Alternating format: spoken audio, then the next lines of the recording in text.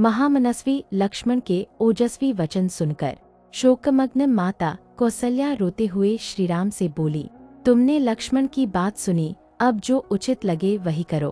तुम मेरी सौत की अधर्मयुक्त बात मानकर मुझे शोक में छोड़कर मत जाओ। यदि तुम धर्म का पालन करना चाहते हो तो यहीं रहकर मेरी सेवा करो, यही सबसे बड़ा धर्म है। जैसे पिता तुम्हारे पूज्य हैं, वैसे ही मैं भी हूँ, और मैं तुम्हें वन जाने की आज्ञा नहीं देती।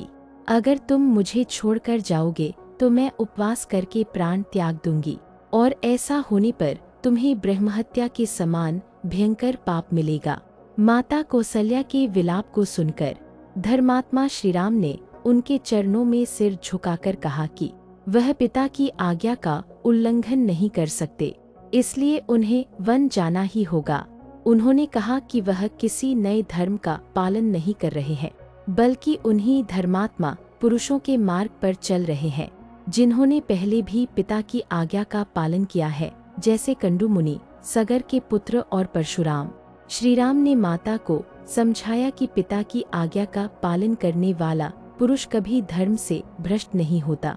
श्रीराम ने माता से बात करने के बाद अपने भाई लक्ष्मण से कहा कि वह उनके स्नेह और पराक्रम को जानते हैं, लेकिन माता का दुख उनके वह सत्य और शम के विषय में उनके अभिप्राय को न समझने के कारण है। श्रीराम ने कहा कि धर्म संसार में सबसे श्रेष्ठ है और सत्य धर्म में प्रतिष्ठित है।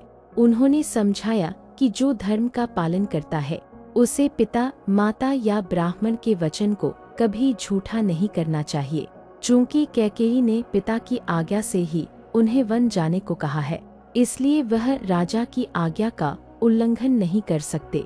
उन्होंने लक्ष्मण से क्रोध और कठोरता छोड़कर धर्म का आश्रय लेने और उनके विचार से सहमत होने को कहा।